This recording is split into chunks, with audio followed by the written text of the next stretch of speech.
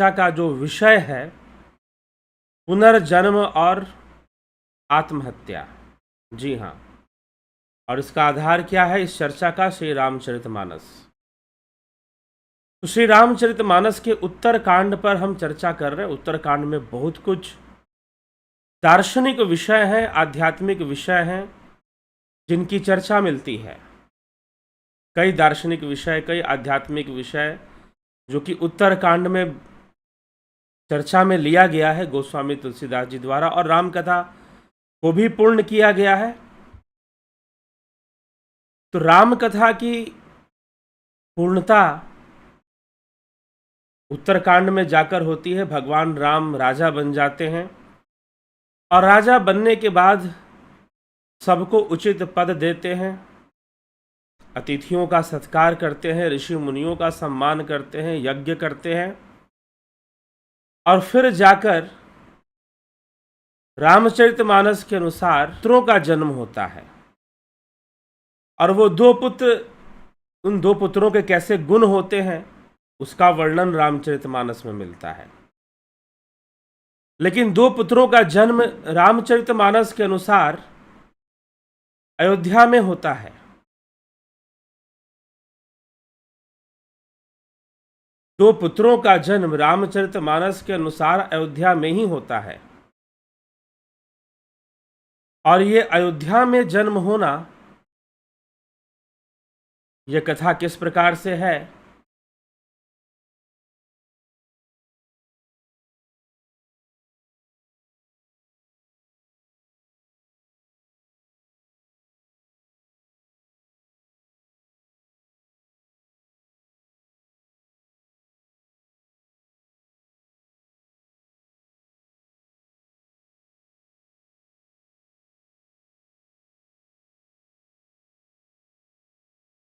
जिज्ञासु मित्रों, थोड़ा सा व्यवधान बीच में रहा, लेकिन फिर से अब हम अपने इस कार्यक्रम को शुरू कर रहे हैं, चर्चा को, इस लाइव चर्चा को। तो है, जैसा कि आपसे हमने कहा कि यह विषय रामचरितमानस पे आधारित विषय है, पुनर्जन्म। तो चलिए, आज यह विषय आ चुका है। से मनुष्य जीवन बहुत ही महत्वपूर्ण है। कल हमने यह सुना कि मनुष्य जीवन बहुत ही महत्वपूर्ण है। अब यह मनुष्य जीवन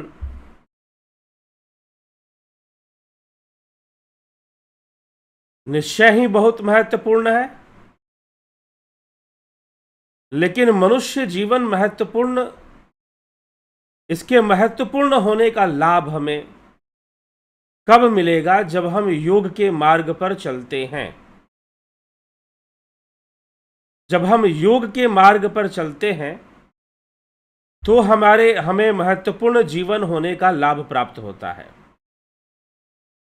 यदि हम योग के मार्ग पर नहीं चलते तो महत्वपूर्ण जीवन का लाभ हमें नहीं मिल पाता फिर, क्योंकि यह मनुष्य जीवन बड़े भाग्य से मिला है। गोस्वामी तुलसीदास जी लिखते हैं कि बड़े भाग मानुष तन पावा, सुर दुर्लभ सब ग्रंथ ही गावा, साधन धाम मोक्ष करी द्वारा, पाई न जेहि परलोक सवारा। मनुष्य जीवन मिला है, बड़े भाग्य से मनुष्य जीवन की प्राप्ति हुई है। लेकिन यह मनुष्य जीवन की प्राप्ति, इसका लाभ कब है? जब मनुष्य योग करेगा, जब वह योगमय जीवन जिएगा तभी इसका लाभ है। अगर योगमय जीवन नहीं जिएगा तो इसका लाभ नहीं है, क्योंकि मनुष्य जीवन इसी योग के लिए मिला है। यह मनुष्य जीवन योग करने के लिए ही प्राप्त हुआ है। चौपाइयों के माध्यम से भी गोस्वामी तुलसीदास जी इस तथ्य को समझा रहे हैं। तो कल के भी चौपाइयों पर हम विचार करेंगे, आज के भी चौपाइयों पर हम विचार करेंगे। तो गोस्वामी तुलसीदास जी लिखते हैं कि बड़े भाग मानुष तन पावा, बड़े भाग मानुष तन पावा, सुर दुर्लभ सद ग्रंथ ही गावा, साधन धाम मोक्ष करे द्वारा, पाई न जही परलोक सवारा। बड़े भाग्य से मनुष्य शरीर मिलता है, सब ग्रंथों ने यही कहा है। और यह शरीर देवताओं को भी दुर्लभ है। यह साधन का धाम और मोक्ष का द्वार है। इसे पाकर भी जिसने परलोक ना बना लिया, सो परत्र दुख पावई, उसको दुख प्राप्त होता है। सो परत्र दुख पावई, सिर धुनि धुनि पछताई, काल ही कर्म ही ईश्वर ही मिथ्या दोष लगाई। वह परलोक में दुख पाता है, सिर पीट पीट कर पछताता है, काल पर, कर्म पर, फिर ईश्वर पर मिथ्या दोष लगाना शुरू कर देता है। यही तन कर फल विषय न भाई, स्वर्गौ स्वल्प अंत दुखदाई, नर तनु पाई विषय मह देही, पलटि सुधाते कठ बिशले। यह जो शरीर है, यह पशुओं की भांति भोगों में लिप्त होने के लिए, विषय भोगों में लिप्त होने के लिए यह शरीर नहीं है। इस चौपाई का अर्थ है कि यह शरीर इसलिए नहीं है कि यह भोगों में लिप्त हुआ जाए और विषयों में हमेशा लिप्त रहा जाए। और जो इस बात को नहीं समझता, वह मनुष्य शरीर पाकर भी विषयों में मन को लगा देते हैं और वे मूर्ख अमृत को बदलकर विष ले लेते हैं। अर्थात जहां अमृत प्राप्त करना चाहिए था, उन्हें विष की प्राप्ति होती है। वो अमृत की प्राप्ति नहीं कर पाते, विष की प्राप्ति करते हैं। तो मनुष्य जीवन का बड़ा ही सौभाग्य बताया गया है और मनुष्य तन का बहुत सौभाग्य बताया गया। अगर आपने इस तन को प्राप्त कर कर योग नहीं किया, भक्ति नहीं की, तो आपका क्या हाल होगा? आप कई दुखों को भोगेंगे। और कैसे दुख भोगेंगे? अमृत ना मिलेगा, आपको विष मिलेगा। फिर कहते हैं कि ताहि कबहू भल कहि न कोई, गुंजा ग्रही परस मनि खोई, आकर 4,84,84 आकर 4,84,84 जोनि भ्रमत यह जीव अविनाशी।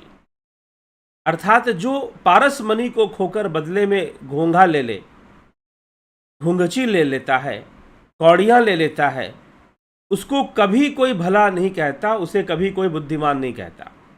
यह अविनाशी जीव 4 खानों और 84 लाख योनियों में चक्कर लगाता है। आकर 4,84,84, 4,84,84 मतलब यहां पर आकर 4,84,84 मतलब 4 मुख्य प्रकार के योनियां होती है: अंडज, स्वेदज, जरायुज और उद्भिज। ठीक, अब इन्हीं में 21 लाख की योनियां बनती हैं, जो कि कुल मिलाकर 84 लाख योनियां कही जाती हैं। तो 84 लाख योनियां इस प्रकार से जीव इसमें भटकता है, अनेकों योनियों को अनेकों बार। ये तो 84 लाख योनियां होती हैं, लेकिन उसका जन्म अनेकों योनियों में कई बार हो सकता है, 84 लाख से भी ज्यादा हो सकता है।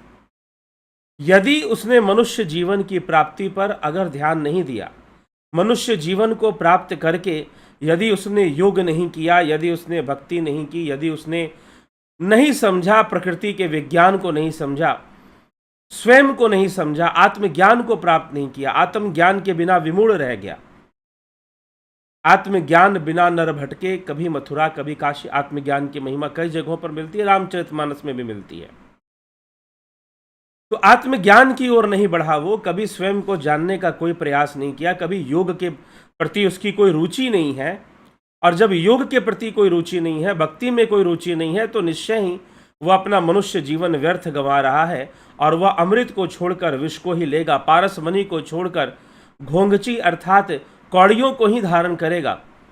वो कभी भी सही स्थान पर नहीं पहुंचेगा, उसकी गति सही नहीं होगी और 84 लाख योनियों में वो भटकेगा। अर्थात बार बार जन्म लेना, बार बार मृत्यु को प्राप्त होना। आकर 4,84,84 जोनि भ्रमत यह जीव अविनाशी। यह जो जीव है, यह अनेक योनियों में भ्रमण करेगा, अनेक योनियों में जाएगा। पुनरपि जननम पुनरपि मरणम पुनरपि जननी जठरे शयनम, इस संसारे खलु दुस्तारे, कृपया पाही पार मुरारे। बार बार जन्म लेना, बार बार मृत्यु को प्राप्त होना, बार बार इस संसार में आना, आहार निद्रा भय मैथुन करना और फिर मृत्यु को, बीमार होकर, रोगी होकर मृत्यु को प्राप्त हो जाना, वृद्ध होकर मृत्यु को प्राप्त हो जाना। और इस प्रकार से इस चक्र में जीव भटकता रहेगा। इसी को काल चक्र कहा जाएगा। यही कर्म चक्र है, यही प्रकृति का चक्र है, यही कर्म फल का चक्र है। इसी के लिए कहा गया कि भाई तुम 84 लाख योनियों में भटकते रहोगे, बार बार जन्म लोगे और बार बार मृत्यु को प्राप्त होगे। क्योंकि जो इस चक्र से निकलने का मार्ग था, वो योग का मार्ग था, वो भक्ति का मार्ग था। तुमने उसे नहीं अपनाया, तुमने उसे नहीं जाना। स्वयं का मार्ग था, वो आत्मा का मार्ग था, आत्मज्ञान का मार्ग था, तुमने उसे नहीं प्राप्त किया। तो उस आत्मज्ञान के मार्ग को तुम्हें प्राप्त करना चाहिए था, आत्मज्ञान के मार्ग पर तुम्हें बढ़ना चाहिए था, लेकिन तुम उस मार्ग की ओर नहीं बढ़ पाए। और जब नहीं बढ़ पाओगे तो क्या करोगे? अमृत की जगह विष ही हाथ लगेगा, पारसमणि की जगह कौड़ियां ही हाथ लगेंगी। ठीक है, पारसमणि तो एक पत्थर है, कौड़ियां मतलब कि जो सीपियां होती हैं समुद्र के किनारे, जो घोंघची जिसको कहा जा रहा है यहाँ पर अवधी भाषा में, तो वो उस तरह की चीजें ही आपको हाथ लगेंगी, ना कि आपको हीरा हाथ लगेगा, कोयला हाथ आपको लगेगा, विष आपके हाथ में लगेगा, और आप बार बार जन्म लोगे और बार बार मरने की प्रक्रिया आपकी चलती रहेगी।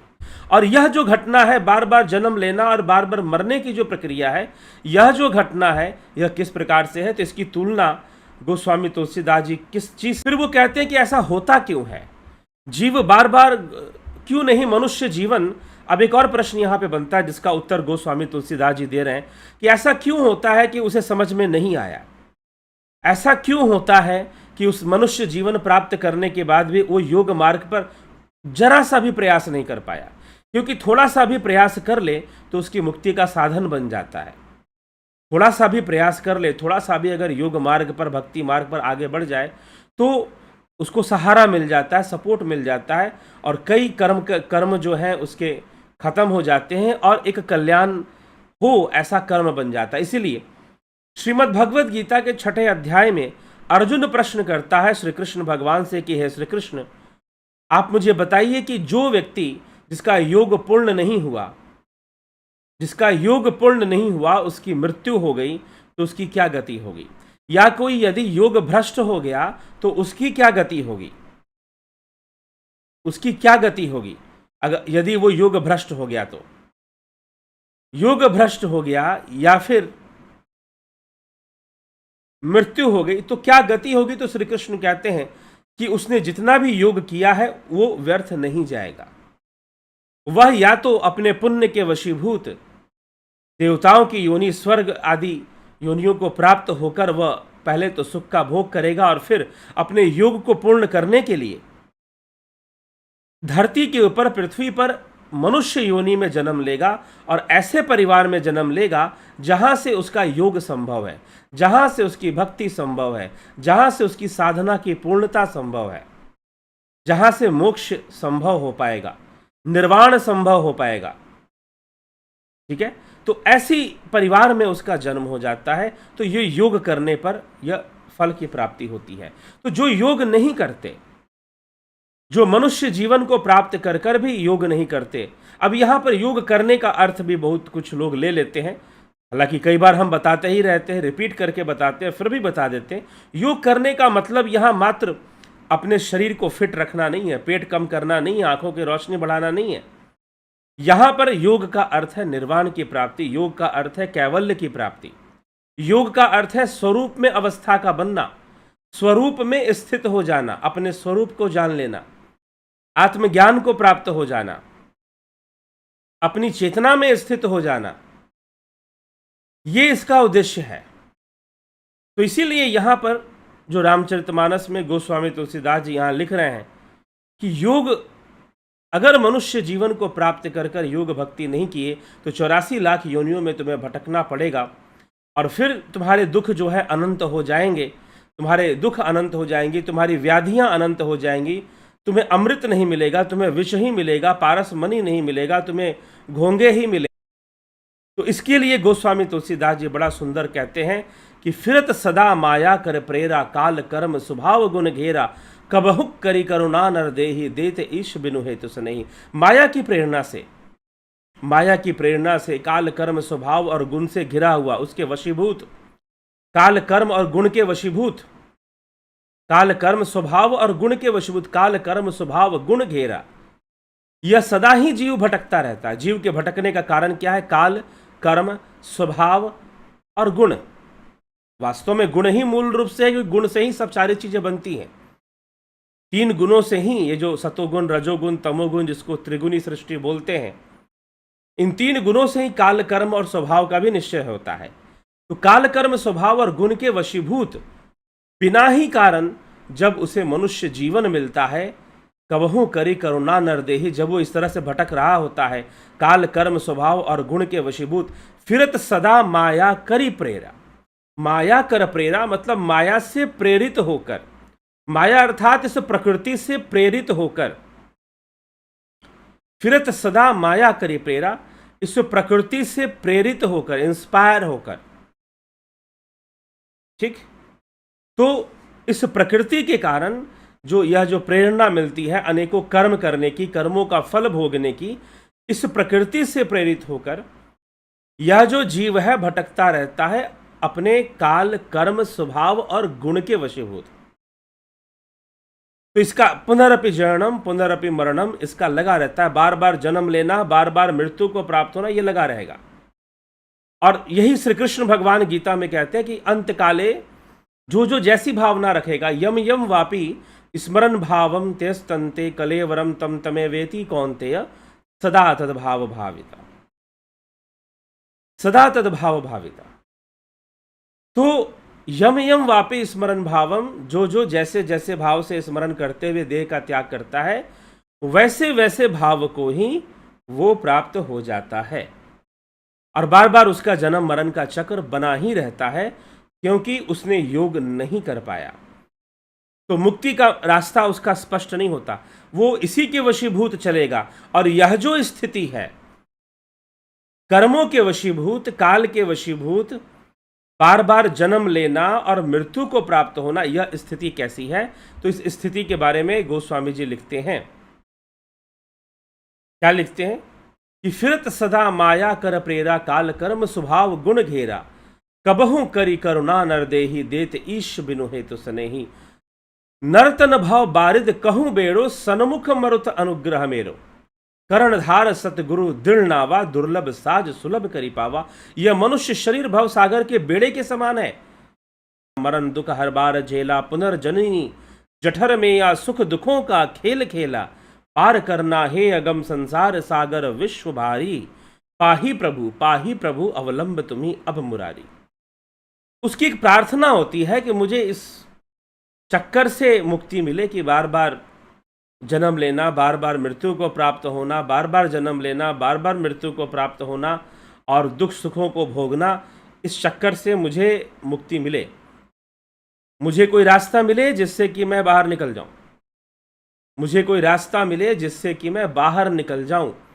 और जब उसकी ऐसी प्रार्थना होती है तो फिर उसे उस पर कृपा होती है और उसे नरदेह मिलता है। लेकिन नरदेह यह बेड़े के समान है, नरदेह बेड़े मतलब नाव के समान। नर तन भव बारिद कहूं बेड़ो, सन्मुख मरुत अनुग्रह मेरो। यदि मनुष्य जीवन मिला है तो यह जहाज है, बेड़ा है, और उसमें अगर अनुकूल व्यवस्थाएं आपको मिल गई हैं, परिवार अच्छा मिल गया है, धन धान्य भी प्रचुर है, तो फिर यह अनुकूल वायु है।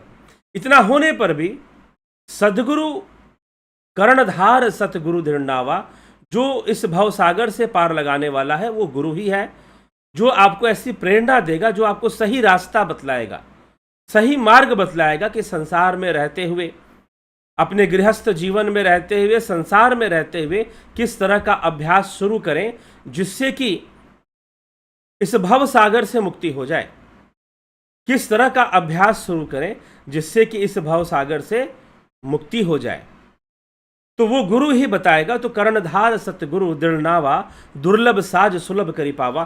फिर जो दुर्लभ है वो भी सुलभ हो जाएगा, जो दुर्लभ है उसकी सुलभता फिर आ जाएगी, तो वो भी सुलभ हो जाएगा। तो दुर्लभ को सुलभ करने का यह तरीका है, ठीक, दुर्लभ को सुलभ करने का तरीका कि ये सद्गुरु प्राप्ति से दुर्लभ भी सुलभ हो जाया करते हैं। तो हमें दुर्लभ को सुलभ अगर करना है तो फिर कोई बस एक गाइड जो खुद थोड़ा जानता है और हमें रास्ता दे दे। तो इस प्रकार से गोस्वामी जी यहाँ पर रहते हैं कि दुर्लभ साज सुलभ करी पावा। जो दुर्लभ है, दुर्लभ क्या है? दुर्लभ उन्होंने बता दिया, पहले ही बता दिया। दुर्लभ क्या है? पारस मणि दुर्लभ है ना, अमृत दुर्लभ है, क्योंकि जो इस मनुष्य जीवन के महत्व को नहीं समझता, वो अमृत को छोड़कर विष को, वो पारस मणि को छोड़कर कौड़ियों को धारण करता है, हीरों को छोड़कर कौड़ियां ही लेता है, और अपना नुकसान कराता है, फिर सिर पटक पटक के रोता भी है और ईश्वर को दोष लगाता है कि ईश्वर ने मेरे साथ ऐसा क्यों कर दिया।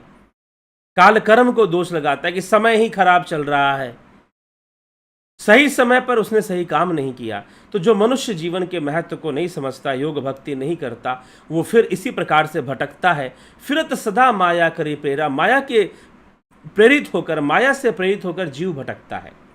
एक शरीर को छोड़ना, दूसरे शरीर को धारण करना। वासान से जलनानी यथा विहाय नवानी दिहानी नरोपराणी, कि जिस प्रकार से हम अपने पुराने वस्त्रों का त्याग कर कर नूतन वस्त्र धारण करते हैं, वैसे ही हम पुराने शरीर को छोड़कर नया शरीर धारण कर लेते हैं। श्री कृष्ण भगवान श्रीमद् भगवद गीता 2 अध्याय में ऐसी चर्चाएं कर रहे हैं। तो इस प्रकार की चर्चा वहां पे मिल रही है, आ रही है। तो यह जो चर्चा है यह किस उद्देश्य से है, तो यही बात समझने के लिए है, पुनर्जन्म का विषय। तो इस तरह से पुनर्जन्म होता रहता है। जैसी जैसी भावनाएं होती हैं, जैसी जैसी माया होती है, वैसा वैसा जन्म भी होता रहता है। लेकिन यदि किसी ने योग कर लिया, जिसने थोड़ा सा मुक्ति का साधन निकाल लिया, मुक्ति का साधन जिसने निकाल लिया, तो वो व्यक्ति संसार में बेहतर तरीके से रहते हुए भी वो अपने मुक्ति का मार्ग ढूंढ लेता है और वो अपना कल्याण करता है। तो और साथ में अगर उसे गुरु की कृपा मिल जाए, दुर्लभ साज सुलभ करी पावा, नर्तन भव बारिद कहु बेरो, सनमुख मरुत अनुग्रह मेरो, कर्णधार सतगुरु दृढ़नावा, दुर्लभ साज सुलभ करी पावा। तो जो दुर्लभ था, वो अमृत जो दुर्लभ था, वो पारस मणि जो दुर्लभ था, उसकी प्राप्ति आपको हो जाएगी। और यदि यह सब नहीं हुआ तो फिर क्या होगा? तो गोस्वामी तुलसीदास जी बड़ा लिखते हैं कि यदि यह सब नहीं कर पाए तो क्या होगा? जो न तरे भव सागर नर समाज असपाई, सुकृत निंदक मंदमती आत्महन गति जाई। जो मनुष्य ऐसे साधन को पाकर, मतलब मनुष्य जीवन को भी पाकर योग नहीं कर रहा, आत्मज्ञान की ओर आगे नहीं बढ़ रहा, वह कृतघ्न और मंदबुद्धि है और आत्महत्या करने वाले की गति प्राप्त होता है। मतलब यह आत्महत्या करने के बराबर है। मनुष्य जीवन को प्राप्त कर कर योग मार्ग को प्राप्त न होना, आत्मज्ञान के मार्ग को प्राप्त न होना, क्योंकि आत्मज्ञान का अनुसंधान ही भक्ति है, आत्मा का अनुसंधान ही भक्ति है, योग का अनुसंधान या योग की साधना ही भक्ति है। तो जब तक वह आत्मज्ञान का अनुसंधान नहीं करता, इस मनुष्य जीवन को प्राप्त कर कर, आफ्टर हैविंग ह्यूमन बॉडी,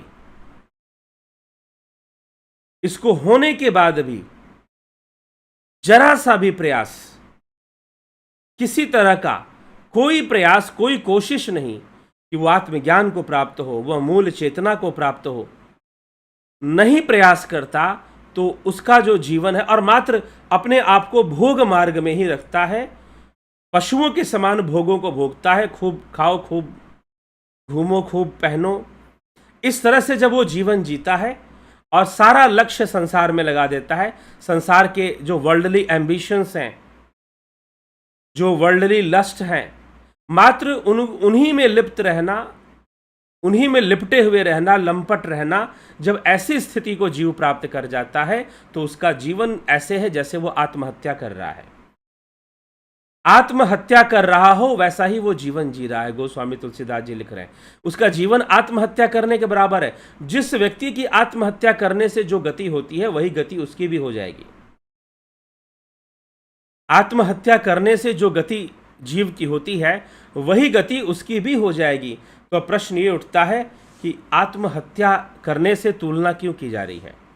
यदि कोई व्यक्ति आजीवन योग मार्ग पर, भक्ति मार्ग पर जरा सा भी प्रयास नहीं करता, कोई प्रयास नहीं करता कि उसे आत्मज्ञान हो, उसको मुक्ति प्राप्त हो, थोड़ा सा भी प्रयास नहीं, तो वो आत्महत्या ही कर रहा है। गोस्वामी तुलसीदास जी बहुत गहरी बात यहाँ पे लिख रहे हैं। वह ही इज कमिटिंग सुसाइड, वो सुसाइड ही कमिट कर रहा है यदि वह इस मनुष्य जीवन, after having this human body, इस मनुष्य जीवन को प्राप्त करके जरा सा भी प्रयास, लिटिल बिट, कोई कोशिश नहीं, थोड़ा सा भी प्रयास नहीं, कोई प्रैक्टिस नहीं, एक कदम भी आगे नहीं बढ़ाता इस योग मार्ग पर, भक्ति मार्ग पर, तो वो आत्महत्या ही कर रहा है, ऐसा समझना चाहिए। तो यहां पर ये गोस्वामी तुलसीदास जी पते की बात एक लिखते हैं कि जो परलग जो नर तरे भव सागर नर समाज असपाई सुकृत निंदक मंदमति आत्महन गति जाई। जो मनुष्य नरतन को प्राप्त करके भी भव सागर से ना कोई तरने का प्रयास करे, वह कृतघ्न और मंदबुद्धि है और आत्महत्या करने वाले की गति को ही प्राप्त होता है।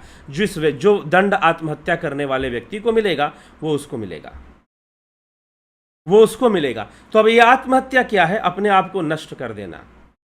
कैसे नष्ट कर देना? संसारिक मोह माया के वशीभूत अपने आप को नष्ट कर देना, संसारिक मान सम्मान में लिप्त होकर अपने आप को नष्ट कर देना। और जब कोई जीव अपने आप को इस प्रकार से नष्ट करता है, जब कोई मनुष्य इस प्रकार से अपने आप को नष्ट करता है, आत्महत्या उसको कहते हैं, तो वह निश्चय ही, क्योंकि वह सांसारिक चीज़ों के प्रति कुछ ज़्यादा ही आकर्षित था और उसे नहीं मिल पाई। यही तो होता है, नहीं मिल पाई। शायद उसे उतना मान सम्मान जीवन में नहीं मिला, शायद वो फेलुअर हो गया। अब हर साल आप देख लीजिए, प्रत्येक वर्ष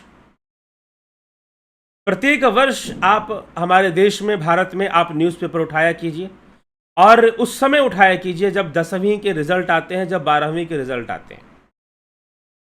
आप आगे की छोड़ दीजिए कि आईएएस का रिजल्ट आता है तो उसके बाद क्या होता है, लेकिन जब 10वीं 12वीं के रिजल्ट आते हैं तो आप लोकल न्यूज़पेपर को, आप कभी भी नेशनल न्यूज़ में ये खबर नहीं पाएंगे आप, जबकि होनी चाहिए। जो नेशनल न्यूज़ मीडिया है, इलेक्ट्रॉनिक मीडिया है, उनमें आप कभी ये न्यूज़ नहीं पाएंगे, लेकिन लोकल न्यूज़पेपर में आपको खबरें मिलेंगी। क्या खबरें मिलेंगी? जब भी 10वीं और 12वीं का रिजल्ट आता है तो बहुत सारे युवा आत्महत्या करते हैं। फेल हो गए इसलिए आत्महत्या कर लेते हैं, और कई कारण हैं उनके आत्महत्या करने का। तो फेल हो गए, अरे हम तो फेल हो गए, हमारा साल, अरे साल ही तो बर्बाद हुआ है। जीवन में ना जाने कितने साल होते हैं, और बर्बाद कैसे? जब कुछ ना कुछ तो करने और सीखने को मिलता ही है तो बर्बाद भी नहीं होता। लेकिन आत्महत्या कर लेते हैं। तो क्यों आत्महत्या? एक माया के वशीभूत, एक सांसारिक महत्वाकांक्षा के वशीभूत, जो उनके दिमाग में शायद उनके समाज ने भर दी है, उनके माता पिता ने भर दी है, और उसके वशीभूत, उस धारणा के वशीभूत वो आत्महत्या कर लेते हैं। और आत्महत्या का परिणाम उनका चक्कर तो लगा ही रहना। होना चाहिए था कि इस मनुष्य जीवन का लाभ उठाएं और ध्यान योग के मार्ग पर चलें, योग साधना करें, भक्ति करें और अपने आप को मुक्त करें, आत्मज्ञान को प्राप्त हो जाएं, कैवल्य ज्ञान को प्राप्त हो जाएं। लेकिन ये सभी बातों पर ध्यान ना देकर मात्र सांसारिक उपलब्धि के वशीभूत आत्महत्या लोग कर लेते हैं। तो अब सांसारिक उपलब्धि के हेतु ना होने पर आत्महत्या कर लेते हैं, और कई बार बहुत परिपक्व लोग कर लेते हैं। कई बार फिल्म स्टार जो करोड़ों लाखों अरबों रुपए कमा चुके हैं, और कई बार आईएएस अधिकारी जैसे लोग भी आत्महत्या कर लेते हैं, जो पढ़ लिख कर अपनी मेहनत से और आईएएस बनकर बहुत ऊंचे पदवी पर जाते हैं, धन भी कमाते हैं, सम्मान भी कमाते हैं, लेकिन फिर भी आत्महत्या कर लेते हैं, क्योंकि कहीं ना कहीं जीवन का मर्म समझ में नहीं आया, कहीं ना कहीं जीवन का सही अर्थ समझ में नहीं आया। समस्या यहीं पर है, कहीं ना कहीं जीवन का मर्म या जीवन का सही अर्थ नहीं समझ में आया अभी तक, यही समस्या। और जब तक ये समस्या है तब तक ये घटनाएं होती रहेंगी आत्महत्या करने वाली। लेकिन यहां गोस्वामी तुलसीदास जी कह रहे हैं कि इस तरह से जो अपने आप को आत्महत्या कर लेता है, कोई पॉइजन खाकर, कोई छत से कूदकर, कोई नदी में कूदकर, कोई ट्रेन से कट के, ऐसी कई खबरें सुनने को मिलती हैं। और खासकर जब रिजल्ट्स आते हैं उस समय ज़्यादा ऐसी खबरें होती हैं, ज़्यादा खबरें होती हैं। पिछले 2 सालों में जितने लोग कोरोना से नहीं मरे होंगे उससे ज़्यादा संख्या में लोग, ये एक रिकॉर्ड है। इस पर भी मैं पहले 2020 में जब ये कोरोना काल शुरू हुआ था तब भी मैंने इस पर वीडियो किया था और बताया था कि जितना कोरोना से लोग नहीं मरे हमारे देश में 1 साल के अंदर, उससे अधिक लोग आत्महत्या करके मर चुके हैं। यह भी एक वर्ल्ड वाइड पैंडेमिक है जिसकी लोग चर्चा नहीं करते हैं। और इसका समाधान क्या है? अपने लाइफ स्टैंडर्ड को राइज करना। लेकिन लाइफ स्टैंडर्ड क्या है? अच्छे कपड़े, अच्छा मकान, अच्छी गाड़ी, क्या है लाइफ स्टैंडर्ड? जी नहीं, अच्छी सोच, अच्छे विचार, जीवन जीने का तरीका। यही तो समस्या है कि हमारा जो एजुकेशन सिस्टम है, वर्ल्ड वाइड एजुकेशन सिस्टम है, वो आपको नौकरी करना सिखाता है, वो आपको स्लेव बनना सिखाता है, क्योंकि राजाओं को, पॉलिटिकल लोगों को ऐसे लोग चाहिए जो स्लेव माइंडेड हो, जो गुलाम बनने के आदी हों। और इसी उद्देश्य से धर्म का प्रचार भी होता है। सत्य पूछो तो धर्म का प्रचार भी इसी उद्देश्य से किया जाता है, ताकि लोगों को फॉलोअर बनाकर उन्हें बहुत अधिक संख्या में ब्लाइंड फेद देकर उन्हें गुलाम बनाया जा सके। आप जितने भी मजहबी अभियान देख रहे हो, आतंक देख रहे हो, एक तरह का अभियान है जिसका सहारा आतंक है। आतंक को सहारा बनाकर जो मजहबी अभियान चलता है कि भाई बदलो, अपने मजहब में ले आओ लोगों को, तभी तो इन पे शासन होगा, फिर हम अपने इस किताब के नाम पर लोगों पे शासन करेंगे, रूल करेंगे। अब सनातन धर्म में कोई एक किताब तो है नहीं, अनेकों किताबें हैं, अनेकों ग्रंथ हैं, अनेकों शास्त्र हैं। तो किसी व्यक्ति पर शासन करना भी यहां आसान काम नहीं है कि हमारी बात मान लो। लेकिन वह जो जहां पर एक किताब वाली बात है कि हमारी तो एक किताब है, हमारा तो एक ही ऊपर वाला है, सच पूछो तो ये कोई बुद्धिजीविता नहीं है, या और भी बड़ी मूर्खता हो। इसलिए मैं तो रिपीट करके कई बार कहता रहता हूं, ये और भी बड़ी मूर्खता हो जाती है। और इस एक परमात्मा को मानने वालों ने जितना संसार को नुकसान पहुंचाया है, जितने इन्होंने खून बहाए हैं, जितने इन्होंने रक्तपात किए हैं, जो किसी एक ताकत को मानते हैं, आसमानी ताकत को, हेवनली गॉड, इन्होंने जितनी खून और रक्तपात किया है, शायद कभी किसी ने नहीं किया होगा। तो ये बहुत बड़ी मूर्खता भी प्रमाणित होती है, और मूर्खता ही है वास्तव में। तो इसीलिए ये जो तरीका है वास्तव में लोगों को गुलाम बनाने का तरीका है। और हमारा जो एजुकेशन सिस्टम है वो पूरी तरह से कुछ वैसा ही है। वो कभी आर्ट ऑफ लाइफ नहीं सिखाता, जीवन के सूत्र नहीं समझाता। यदि 12वीं कक्षा में जीवन के सूत्र लोगों को समझाए जाए तो उन युवाओं के अंदर थोड़ा धैर्य आएगा, थोड़ी प्रतीक्षा करेंगे। सबका समय होता है अपना अपना। कई बार लोग जो है उम्र होने पर उन्हें बहुत बड़ी सफलता मिलती है। ऐसे देखा गया है कि बहुत सारे लोग हुए जो अपने स्कूल के जीवन में, स्कूल टाइम में बहुत ही बैक बेंचर थे, वो वीक स्टूडेंट थे, वो लोग पढ़ाई लिखाई में अच्छे नहीं थे। लेकिन उम्र बढ़ी, वो जब 35-40 या ओल्ड एज होने पर भी उन्होंने कुछ ऐसा करके दिखा दिया अपने अनुभव से, अपने ज्ञान से, जो अद्भुत हुआ करता था, असामान्य हुआ करता था, जो सहज नहीं था, आसान नहीं था, उन्होंने वो करके दिखा दिया और उनको वैसी सफलता भी मिल जाती है। इसलिए जिज्ञासुओं, शिक्षा व्यवस्था इतना गड़बड़ है, इसलिए छात्रों के द्वारा हमारे देश में भारी संख्या में आत्महत्या होती है। हर बड़े शहर में, देश में जितनी राजधानियां हैं, जितने राज्य हैं और जितनी राजधानियां हैं, उन सब के न्यूज़पेपर आप पढ़िए, लोकल न्यूज़पेपर। जब 10वीं के एग्ज़ाम्स के रिजल्ट्स आते हैं, जब 12वीं के एग्ज़ाम्स के रिजल्ट्स आते हैं, आप पढ़िए न्यूज़पेपर। उस समय आपको जरूर हर शहर में 2, 3, 4, बड़े शहरों में दिल्ली, मुंबई जैसे शहरों में आपको और अधिक संख्या में आत्महत्या करने वाले युवाओं की खबरें मिलेंगी।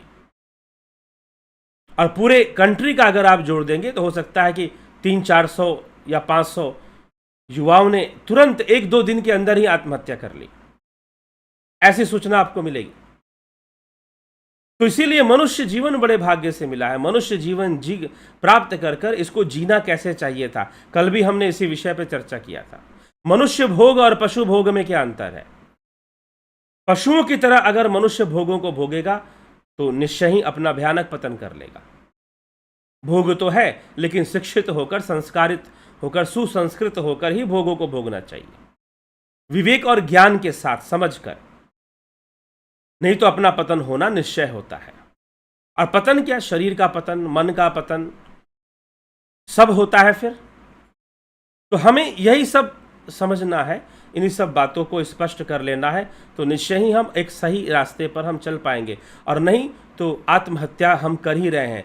वो तो आपने सुना कि जीवन से दुखी होकर किसी ने आत्महत्या कर ली, नकारात्मक विचारों से परेशान होकर आत्महत्या कर ली, डिप्रेशन में चला गया, असफलता मिली, उसे लगा कि जीवन में मैं कुछ कर ही नहीं पाऊंगा, और उसने आत्महत्या कर ली।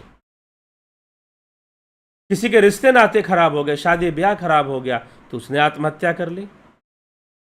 तो ये समस्याएं बनती रहती हैं, इस तरह की समस्याएं आती रहती हैं। तो वो तो एक आत्महत्या है, लेकिन गोस्वामी तुलसीदास जी कहते हैं कि इस नर्तन को प्राप्त करने के बाद भी, इस मनुष्य जीवन को प्राप्त करने के बाद भी, जो न तरे भव सागर नर समाज असपाई, नर समाज को, मानव जीवन को प्राप्त कर कर, मानव समाज, मानव शरीर को प्राप्त कर कर भी जो योग मार्ग पर नहीं चला, सुकृत निंदक मंदमती, वह अत्यंत कृतघ्न और मंदमती है, आत्महन गति जाई, वह आत्महत्या ही कर रहा है।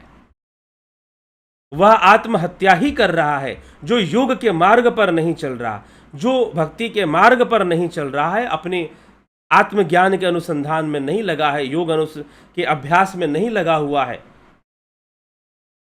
जो स्वयं को जानने के पीछे नहीं पड़ा हुआ है, जीवन रहस्य को नहीं समझ रहा है और अपनी आत्मा तक पहुंचने का कोई प्रयास नहीं कर रहा है, अपनी आत्मा को जानने का, सर्वव्यापी तत्व को जानने का कोई प्रयास नहीं कर रहा है, वो आत्महत्या ही कर रहा है। इस मनुष्य जीवन को प्राप्त करके भी जो नहीं कर रहा है, वो आत्महत्या ही कर रहा है। तो आप भी विचार कीजिए, कहीं आप आत्महत्या तो नहीं कर रहे हैं। सोचिए, कहीं आपके द्वारा आत्महत्या जैसा घृणित कर्म तो नहीं हो रहा है। विचार कीजिए इस बात पर। अगर आप आत्महत्या कर रहे हैं तो रुक जाइए। अब आत्महत्या, कौन सी आत्महत्या, ये भी समझ लीजिए। जरूरी नहीं कि फांसी लगाएगा, पंखे से अपने आप को टांगेगा, या ऊंची मंजिल से गिर जाएगा 10वीं मंजिल से, या नदी में कूद जाएगा, या पॉइजन खा लेगा, या अपने आप को गन शूट कर लेगा। जी नहीं। यदि आप योग मार्ग पर नहीं चल रहे, यदि आप भक्ति मार्ग पर नहीं चल रहे हैं, इस मनुष्य जीवन को प्राप्त करने के बाद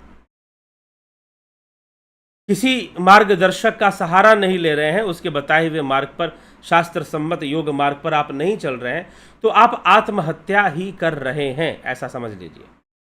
you are just like committing suicide. Your life जो है वो आत्महत्या करने के बराबर ही लगभग हो जा रहा है, तो आप आत्महत्या ही कर रहे हैं।